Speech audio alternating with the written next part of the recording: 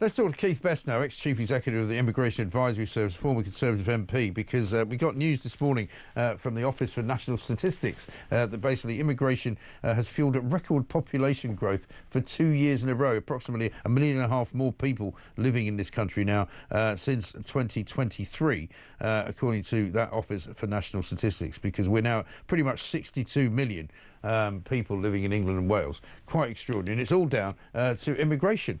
Keith, very good morning to you.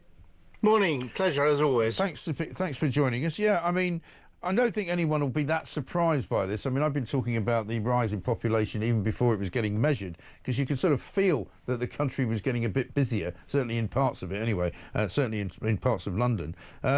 And almost all the population increase in the year to June 2024 that we're hearing this morning, 98% due to international migration. So it's a sort of change in the way the population is made up, isn't it? Yes, and of course it puts enormous pressures on domestic services. I mean, you have to remember domestic circumstances as well. I mean, 100,000, sadly, families break up every year, so suddenly people living in one accommodation need more than one. Successive governments have failed to meet their own targets for building houses, so we're facing a housing crisis, and I'm not sure the government's really got any sensible answers to that at the moment. And of course migration just adds to that. I mean, in fairness, a lot of migrant families tend to have more people living in one unit of accommodation than traditional people living in this country, but it doesn't mitigate the fact that it's just putting pressures on lots of domestic services, whether it's housing, transport or whatever.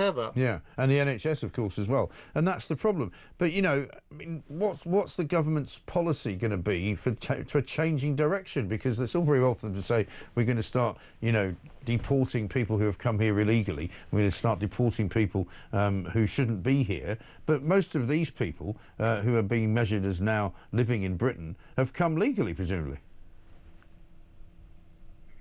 Oh, we seem to have lost the feed. We'll try and get Keith Best back. Yeah, I mean, the problem is that an awful lot of the 700 and 800,000 people who came the year before would have come legally. Nigel Farage, the Reform UK leader, said this is disastrous for the quality of life for everyone. It puts impossible pressures on public services and further divides our communities. Richard Tice, the deputy leader, said these new mass immigration figures are deeply concerning and have serious implications for the housing crisis, for crime rates and quality of life across Britain. The UK cannot benefit from or cope with such high levels of unvetted, low-skilled immigration. We need economic policies that support British families, encourage higher birth rates and ensure that the interests of the British people come first. You know, and of course Yvette Cooper, who's the Home Secretary, has blamed the Conservative government's failed open borders experiment for net migration that ended up 3 times higher than at the start of the last Parliament. Well, yeah, but the open borders experiment was started surely by her colleague, former Prime Minister Tony Blair, back in 1997. That's when it all started.